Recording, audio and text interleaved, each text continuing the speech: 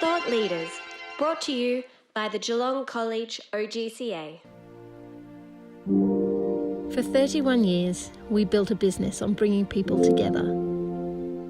And the hardest thing to do is telling people to stay home. But we know today is not the time to be fearless, but to be cautious, to resist the urge to be curious, and instead, be kind and compassionate. Today, we must look out for each other, for perfect strangers that someday will become friends. Today, we must be apart, so that someday soon, we can all be together.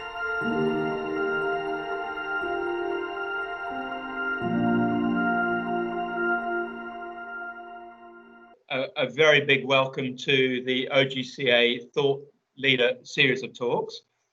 My name is Mike Howell. I'm the Director of Community Relations. I thought that was a bit of a teaser, actually, especially to Darrell, showing travel and overseas at this time when we're all stuck within Australia. But I really believe it sends a very powerful message that we're all in this together. So the subject of tonight's talk is: now is a good time to start a business and trust your instinct. Before I do this, I just want to give a quick background to introduce Darrell. Darrell's one of the world's world as well, most successful businessmen, and is a recognized leader in entrepreneurship. He is the co-founder of Intrepid Travel and currently the executive chair of the Intrepid Group, which is now the world's largest provider of adventure travel experiences, which he started with his co-director over 31 years ago. And so this company encompasses over 2,400 staff and leaders, and that's across 40 offices around the world. There's over 2,800 small group adventure itineraries. And again, that is in over 130 countries. It's quite staggering. And I have to put it in context that Darrell will agree with this, that as of last year, not as of now, they took over 430,000 customers overseas. And with Intrepid Group, the brands include the likes of Intrepid Travel, and I know many of you who I know are coming on tonight have taken Intrepid trips in the past, Peregrine, Peak, Urban Adventures, and the Intrepid Foundation. And as that video showed, and I do love that video, the Intrepid Group model is really built on bringing people together and that connectivity, and that's, I think, the big difference. Other things, Darrell's a real passionate advocate for social change and sustainable tourism, and we'll try and touch on that a little bit this evening. And he really led the Intrepid Climate Change Management Program, whereby the company became carbon neutral back in 2010. And now it's the world's largest certified travel B corporation. And I think there's 3,000 companies in the world that have this status, this certification. And basically what it means is best practice. And it's the highest possible standard of social and environmental performance. And I think that's just absolutely amazing. Now, Darrell, welcome. And thank you for giving up your time. And I don't want to give away your age, but you were at college 1971 to 78, and obviously a very good academic student. I just want to ask, because I know there's some students tonight listening, what did you have any idea when you were doing your VCE what you wanted to do after school? No, Mike, none whatsoever, I think is fair to say. And also, I'll correct you a little. I don't think I was a terribly good student. I was a pretty average student, I think. I managed to scrape 1A, courtesy of Dick Morris, who's on the call tonight, in economics, and I think that study actually helped me a fair bit over the next 30 years. Still does, actually. But no, look, I wasn't a particularly great student. I didn't have any idea what I wanted to do, and even up till about 4 or 5 years after university, I still didn't really have any idea what I wanted to do. And coming out of university, I had 2 different jobs initially, and to be honest, I was pretty lousy at both of those. I don't think I was built to be an employee for some reason. I think somehow I was built to start businesses and things. So anyway, eventually I found a niche. So where did the idea for Intrepid sort of come from? And tell us a little bit about those early years. Sure. Yeah, well, the idea, I guess, after university, I went travelling for a few months in Europe with the guy who would later turn out to be my business partner, who I call Manch. And we just backpacked around Europe for 3 months. We both came back, got jobs. I got a job in marketing, which, as I was saying, I wasn't terribly good at, but I hung in there for a couple of years. And then I went backpacking through Asia for a year. Got back again, got another job, which was probably a little bit better. But the itchy feet got me again, and I went travelling, organised a group and bought a truck and shipped that across to Africa and spent best part of a year travelling through Africa with a group of people.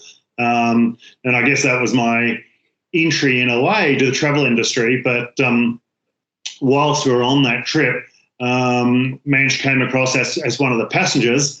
And we just started talking about, is there a kind of a better way to travel? And, how can we kind of travel in a way that we want to do ourselves, but also was just kind of really a bit more meaningful. I remember at the time I'd kind of had a look in a travel agency one day, and I walked in there and there's all these brochures on the wall, and yet none of them did I want to do as a 20-something-year-old person.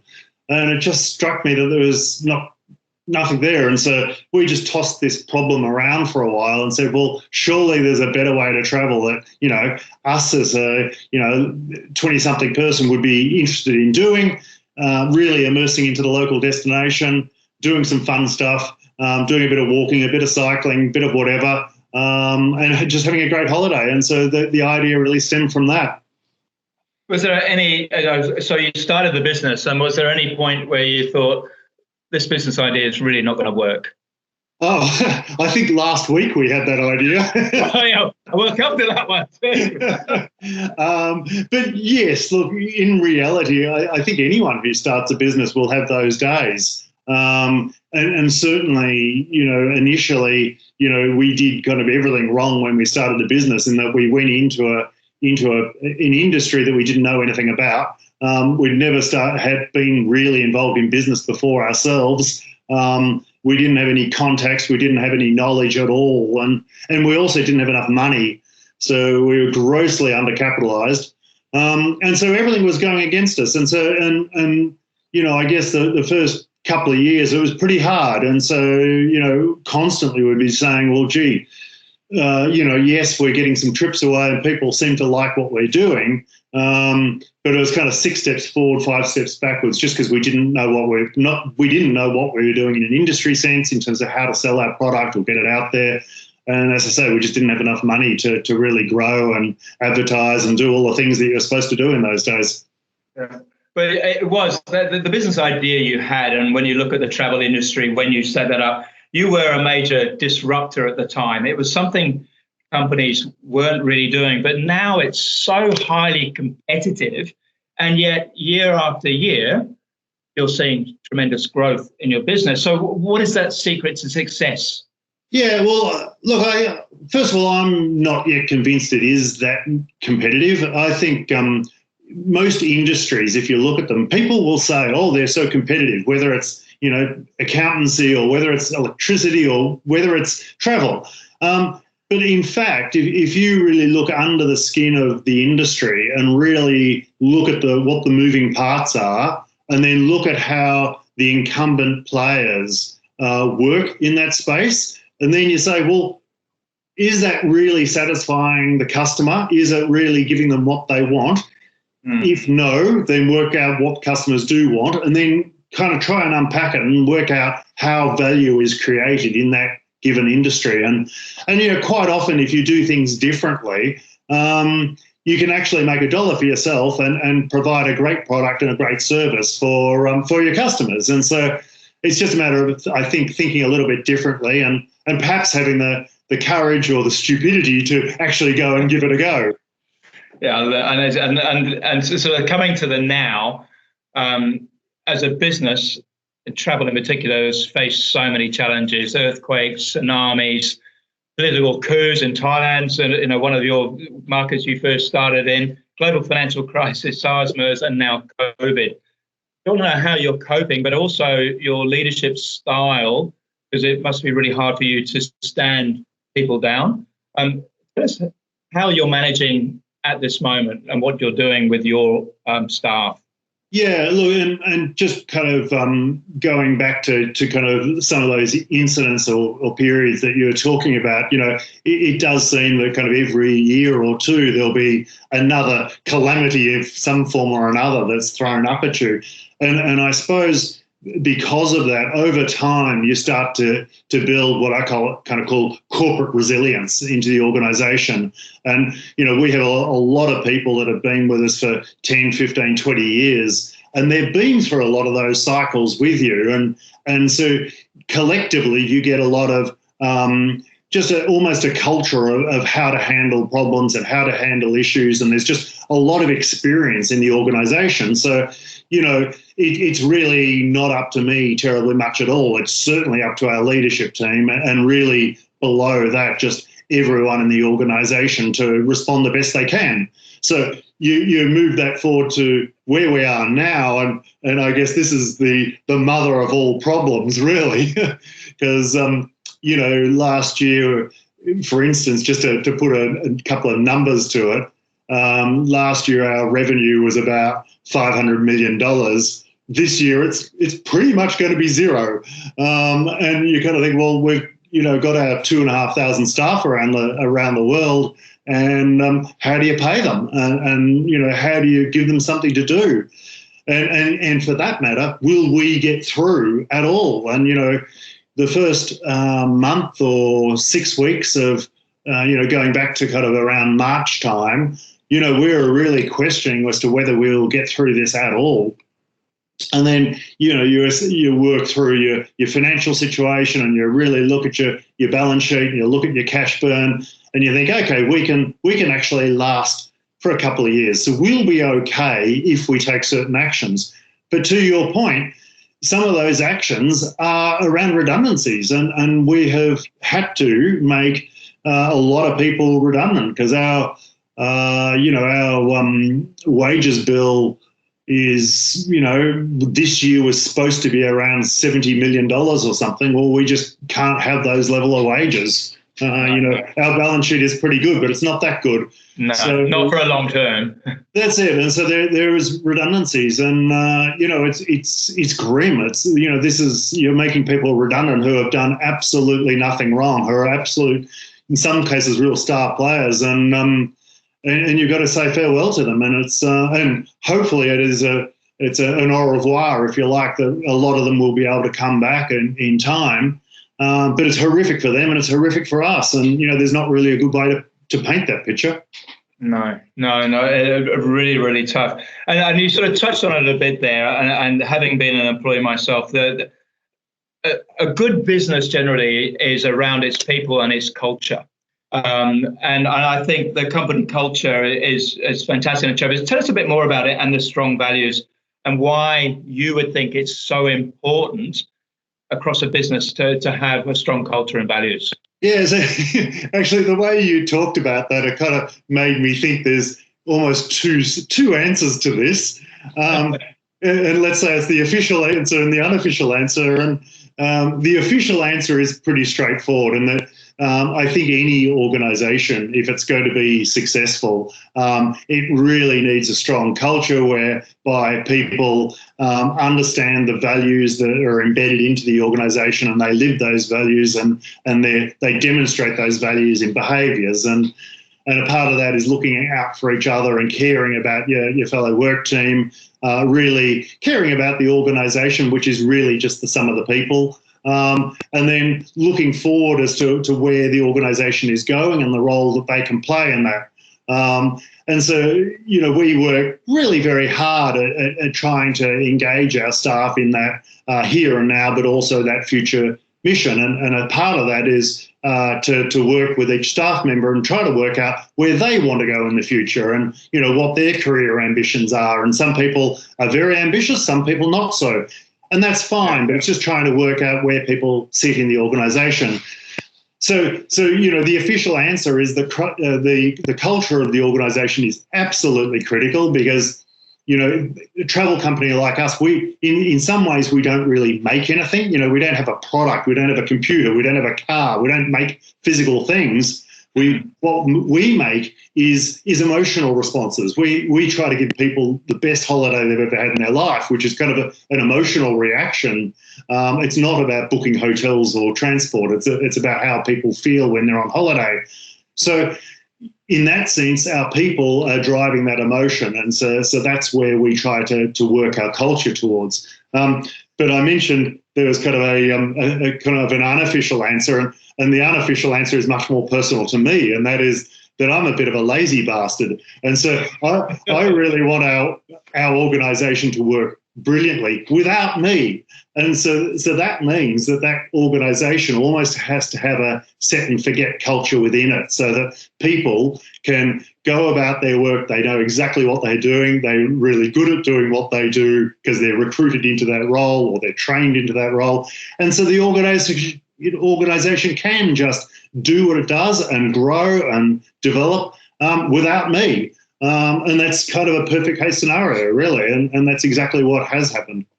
And you're not hierarchical at all. You really do empower your staff, don't you, in terms of business ideas being involved throughout the whole organisation?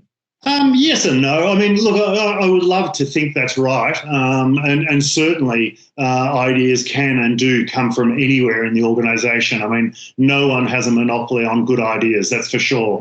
Having said that, there is organisational structures there in some countries around the world, because we're a funny company, because only about 10% of our staff are actually here in Australia.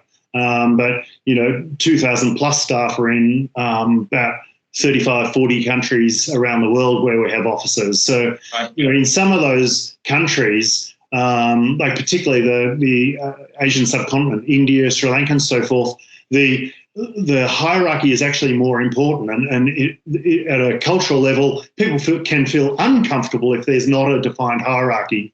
And so from our perspective, we've got to work quite hard in some of those locations to say, yes, we have a hierarchy, but every one of you is valued, and we believe that every one of you can be the future leader and can contribute to ideas that are going to make this company great. So we expect that, in fact, of you, even though you may be, 4 or 5 layers down the organisational structure. So it's you've really adapted your management style according to the cultural sort of situation. So obviously the Middle East is very different to Germanic culture of Northern Europe, to America, to Asia, or even Africa. Yeah, so we take a blended approach to culture, and that we have a very defined approach to what is our organisational culture and what drives success for us and what drives success for our staff members. But having said that intrepid culture, if you like, is we're very aware and I guess conscious that when you take that into the Middle East or even Latin America or Germany or wherever, it has to be adapted a little bit. And so we've just got to be very careful with that we don't just say this is the way we've got to do it. It's not as simple as that. You've got to modify it. But I remember Natalie, the woman who runs all our destination management companies around the world, she often talks about how if you could helicopter into any one of those offices, be it in Lima or Nairobi or Berlin, wherever it is, in fact, the feeling in the office and the way people would talk to you and respond and share ideas and whatnot would be remarkably similar. And, we really use what we call a yogurt culture, where, if you're going to make more yogurt, you get a pot of yogurt, you take a spoonful of it, put it in your next litre of milk or whatever, and that's the formation of your next pot of yogurt, like how you make sourdough bread. And we look at our company structure in the same way, that we take people from certain places, and if we're starting a new company in a new location, like last year we started a new company in Iceland, we started one in Colombia, and I think we started one in Tanzania. we would take people from different parts of the world with different skill sets, put them into those countries for a little while to really instill that culture, meanwhile recruiting local talent to do the work that you needed doing. But then after a while, those people from wherever would go back to home, and that culture would be then up and running, and it was almost set and forget at that point. Fantastic. I've got a question from Katie, and she's asking, what criteria do you use to measure success?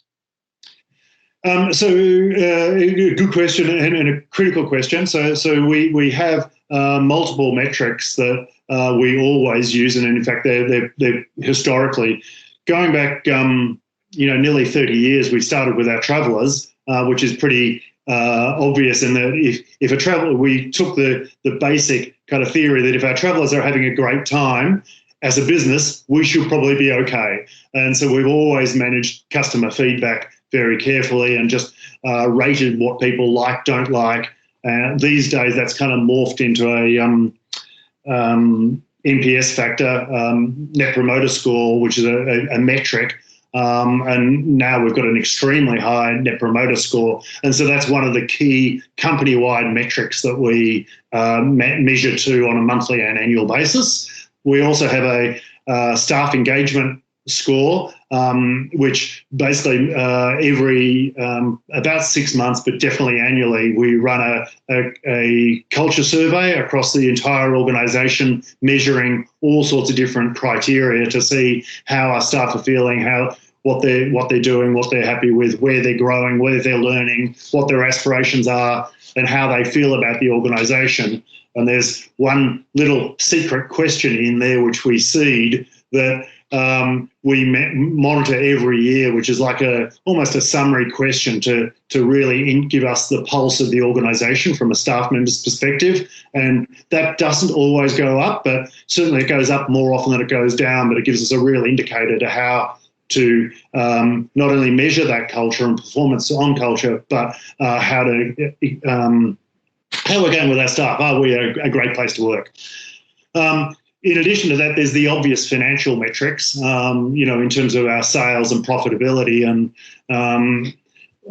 then there's a fifth one which goes to purpose. And so, as an organisation, we want to have a purpose which goes, is beyond us and as individuals and beyond us as an organisation. How can we really impact on the world and make the world a better place? And that will vary from time to time. So for a while there, we were measuring our carbon emissions and really trying to reduce and mitigate those carbon emissions. We've got those well under control now. So we're starting to really work up a philanthropic measure so that we can engage our travellers in donating funds to other not-for-profit organisations around the world to assist them. So that purpose measure will kind of change and bend a little over time. Fantastic. You love risk. And I can remember when all the leaders came over from around the world, the professional development days, and you always talked about big, hairy, audacious goals. And it's something that has stayed with me, literally, ever since I worked with you. You are a risk taker. Is that a calculated risk or is that instincts? Yeah. Tell me about that a little bit more. Yeah, so it's interesting you say that. I'm not really sure I'd agree. If I ask my wife, am I a risk taker? I don't think she'd necessarily agree. But I suppose we're happy to test boundaries and to see what might work. And like financial risk, for instance, we run a very, very conservative balance sheet. In fact, right now, I'm super happy we did because we'll be able to survive for the next couple of years because we've got enough money in the bank, whereas a lot of travel companies around the world are and will go broke. So in that sense, I'm super conservative. But on the other hand, if someone comes along in our organisation with a new idea for something and we've got to spend some money on that to see whether it works, then in that sense, yes, I'll embrace risk and our organisation will, because, you're I think as an organisation, you always want to grow and you always want to develop. Well, that means testing new ideas and seeing what works. And, if you're only ever going to do what you've done in the past, well, you're pretty much setting yourself up for failure at some stage in the future. So, we do have an active program of testing ideas. But generally speaking, again, those ideas won't necessarily take a lot of money, but we'll give it a good shot. If it works, then you do more of it and away you go. So we're testing several ideas at the moment that may or may not work. And, each one that doesn't work, sure, it's cost you a few dollars. And, the person whose idea it might cost him a little bit of ego, him or her a bit of ego because it hasn't worked. But the point is to give it a try and, give it a go, yeah. No, that's brilliant. And sort of a parallel to that, because again, with venture capital, and you're involved a little bit with that, aside from your business, why is it when you've got venture capitalists who are running the slide rule over companies, really looking at the financial metrics, the vision, the leadership, the skill set, but why does only 1 in 10 survive, do you think, when there's two similar companies? I always find that an interesting sort of background, but I never understand, the experts look at it and yet they don't all succeed. No, they don't. And I think, they may be experts at financial capital, VC or private equity or whatever, but that doesn't necessarily make them an expert in their industry. And they're trying to assess another industry from their known metrics, if you like, and their known way of looking at things. And so that doesn't necessarily work. But it's an interesting question why there are so many business failures. I personally think it's kind of that data point is a bit overrated to the degree that sometimes people will start a business and that won't necessarily work, but somehow it kind of morphs into another business and that kind of morphs into something else. And so, I think failure can be a bit overrated to a degree because sometimes you learn through failure and that, in fact, goes to the next form of success. I look at our organisation and we've had lots of failure, but you pick yourself up and you dust it down and you try out either a variation of it or something else, and it works. And I know lots of entrepreneurs that have been similar. They've given something a go, hasn't necessarily worked, given something else a go, that's worked. So, it's a funny old thing. But, yeah, I wouldn't necessarily be looking at financial experts as actually having expertise around starting businesses. No, that's sort of interesting. When we chatted last week, and it was in the conversation, which is why I titled this talk, was that now is a fantastic time to start a business. And people say, you're crazy, Darrell, for that. So I did say that. Why now? You did. So why now? Again, people who've got business ideas, why do you think that would be a good time to start now? Yeah, well, there's a couple of reasons, but one reason is the simplistic why not? If you're ever thinking about starting a business, well, my attitude is don't just think about it, just do it.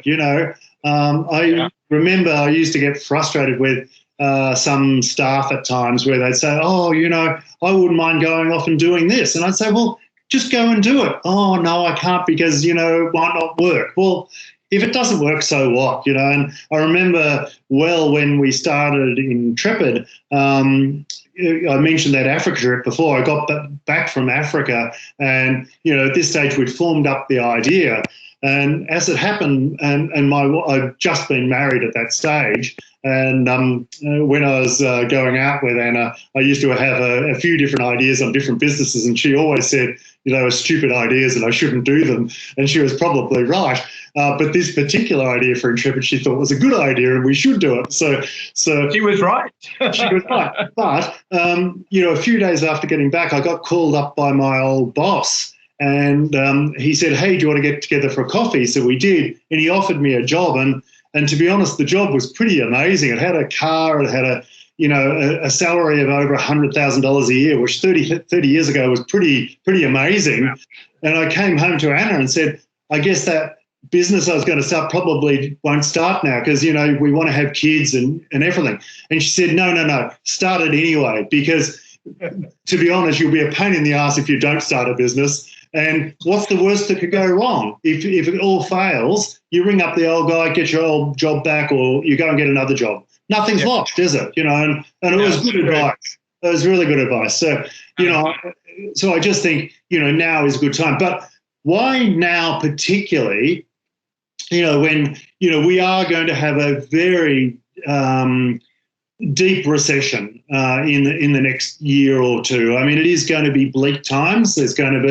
Unfortunately, there's going to be more unemployment than there is now. And so you might say it's just not a great time at all to start a business. I take the exact opposite view and think it is a great time to start a business, because what you're seeing at the moment in this cycle is that there's a lot of incumbent businesses that have been living off history. And they've performed well and you know, they've been okay, and it doesn't matter what industry it is. But you look at a lot of industries, there's players that have been around for 5 years or 50 years. But very often they don't look at business with a fresh view. And right now there's all sorts of things that are available for those people who have an idea and want to step up and take that idea. There is, for instance, subject to, perhaps might surprise you, but there's lots of capital available around at the moment that if you've got an idea, you can tap capital markets relatively easy. Might start with family and friends, but there is venture capital around that will back good ideas at the moment. There is a level of technology around at the moment that is cheaper than it's ever been. And so if you want to commercialize an idea, it is so much easier to do it now than even 5 years ago, but definitely when we started a business. You know, you don't need servers anymore. Everything's online. All your services, tech services, software as a service is available. So, you know, there's just a whole lot of tools available right now that are ready to go. The other thing, and again, this is kind of depressing in a way, but when you get to a point of employing people, there's lots of good talent out there. Yeah. And so that's the bad side of a recession. You can attract people to your idea to help you grow the business more easily than ever. And of course, as we are now, we're on Zoom, aren't we? And so there's a whole new era of direct-to-consumer opportunities that are available that people are more aware of and engaged of. And so, yeah, I just think there's huge opportunities out there in the months and years ahead for those who want to take it. Yeah, I think I agree. There are many, many silver linings, and we won't have time tonight to talk about the action that you're taking in terms of climate change and social enterprise. I'm conscious of the time, but I do have a question that's come in from Colin. Is there a future for a travel company if a vaccine is not forthcoming? Yes, it's a question that, well, several hundred people are working at Intrepid alone are asking themselves. Yeah. So, look, I think the answer is who knows, actually. Certainly, you know, we're in all our global offices, we're pivoting those offices so that they can cater for domestic tourism rather than necessarily international tourism. So, you know, I think if you look at our New Zealand office, for instance, New Zealand is in good shape, and that New Zealand office is starting to develop product that is very much along the Intrepid lines, if you like, that is going to be attractive to New Zealand clients, so that there's a bit of inbuilt resilience for that particular business. We'll do the same in Australia. Our company in Vietnam is also doing things. So there'll be something. But whether it's a business like we had last year, who knows? But, you know, the good news is there will actually be a vaccine. And so, you know, there's about 15 vaccines at the moment in phase 3 trials. Probably only 2 or 3 of those will actually work, and those 2 or 3 won't necessarily give you permanent inoculation, but they probably will last for a year or so, much like the flu vaccine does now. You know, the flu vaccine is not a silver bullet by any means, and it's up graded every year. But I think medical science will provide a solution. But how long it all takes and what form it all takes, who knows? Yeah, it's certainly interesting. A question I asked you the other day, and this is again, I think, pre-COVID, so interesting where we're at now.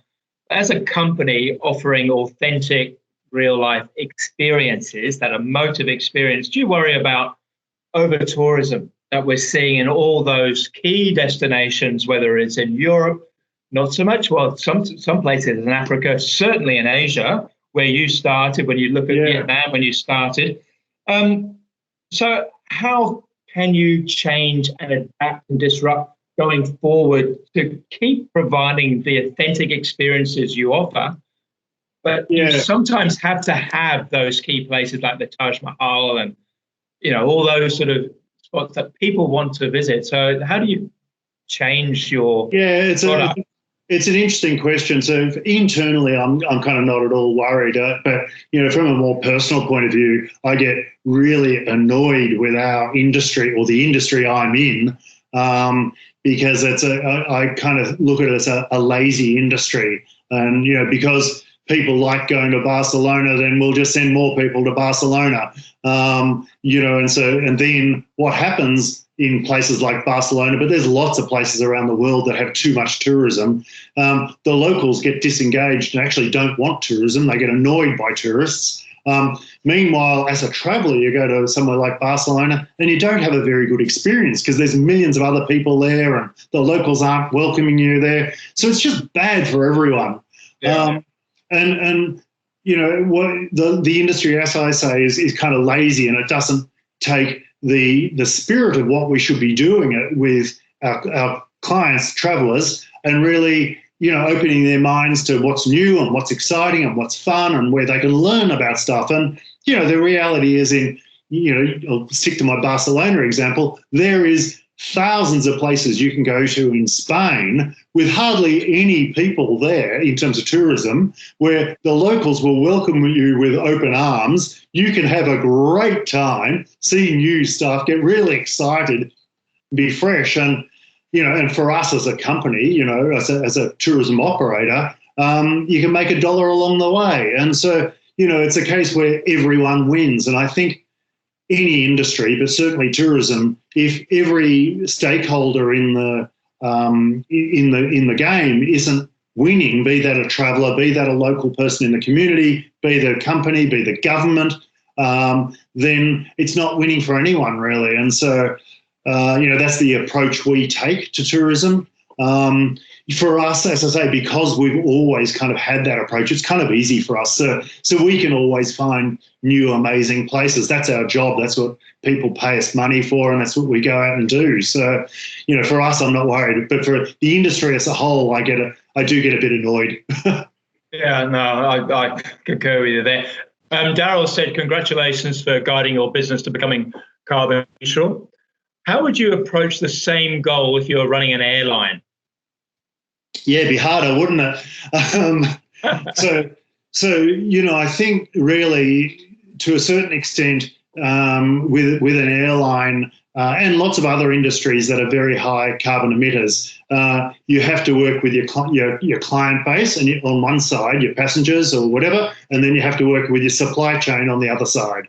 The airline itself can't fix it. But working through your customers and working with your supply chain, you can. So on your supply chain, for instance, you can start to work through getting a renewable fuel. And there is various renewable fuels already in various stages of development that have come from algae and that have come from looks like a form of carbon sequestration, which can be converted into jet fuel, is kind of around the corner. So that can happen. It'll be more expensive, however, in time initially.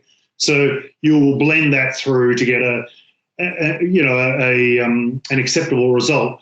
But on the customer side, then you've got to start talking to your customers about the problem. And again, too many firms on climate change aren't acknowledging their dirty little secret, like an airline, for instance. They kind of want to pretend it's not existing. And in fact, the airline industry very proudly says it gets 1% more efficient every year. And that is true in terms of per kilometre flown. But the fact is carbon emissions from aviation are growing by about 4% a year.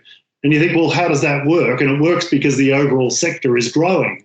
So just because their efficiency is improving a bit, it isn't enough. So we've really got to work with our travelling public to say, in the case of aviation, to say, look, we're going to work to reduce our emissions to get a better fuel and better supply chain and so forth. But you've got to work with us too.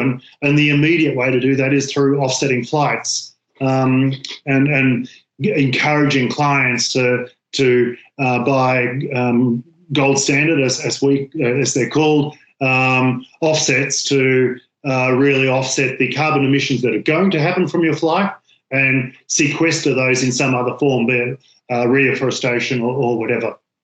But have the conversation with airlines and that. One airline that is particularly good, I know we're going to move on, but is KLM. And I was about to say that. They say, do you need to take a flight? Absolutely. So they're working on the fuel thing. They're working with travellers. They're working with everything. And they've actually reduced their short-haul flight operations as well. So, yeah, an extraordinary example. Good on them.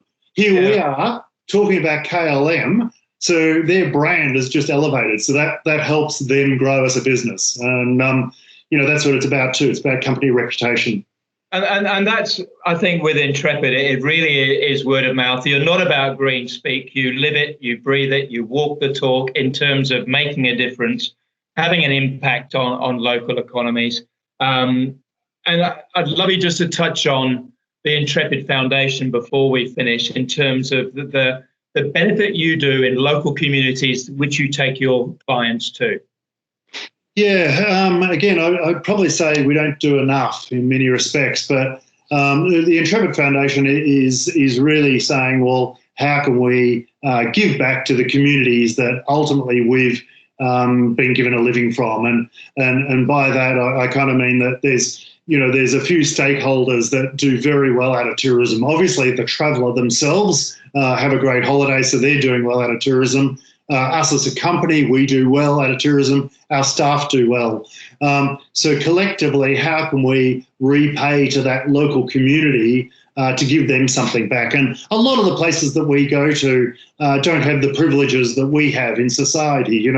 Everyone pretty much on this call probably, has a degree of affluence, has a degree, good access to education, good access to health, a certain level of wealth. A lot of the countries that we work in and people travel to, you can't say that, and they don't necessarily have good education or good health or decent incomes. And so, what can we do to really give back to that community? So we support at the moment about 50 different organisations in I think about 40 different countries. And we work with those organisations to, raise additional funds for them. They're all NGOs in themselves. And they will work, whether it's on environmental issues or quality of life. We have 8 of the Sustainable Development Goals that we kind of focus our company activities around, but also our philanthropic activities around.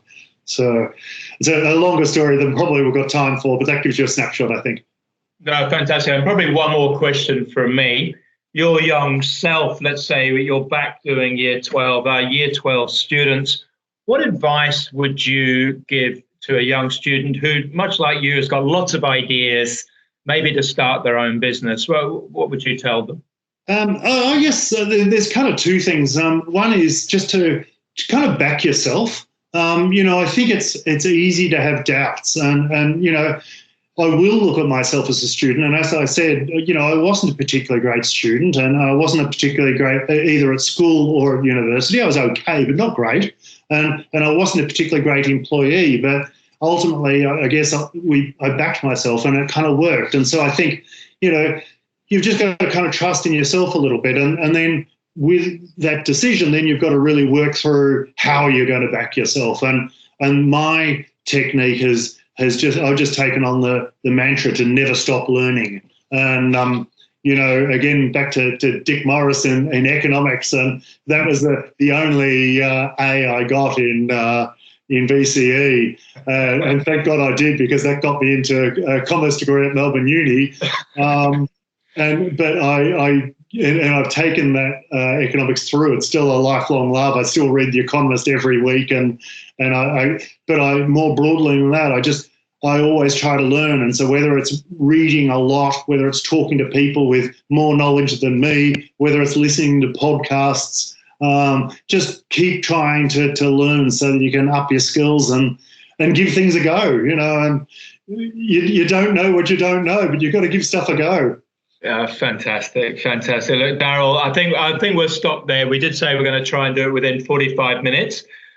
Thank you so much. I mean, the key takeaways, you just said never stop learning, and I absolutely agree with that. If you have a business idea, have a crack. You've got nothing to lose. Keep trying new things. It's an opportunity to grow. As you say, failure is good because you learn from it. Trust your instincts. What's the worst that can go wrong? And have fun. I love that. I love it. And have fun. Absolutely have fun.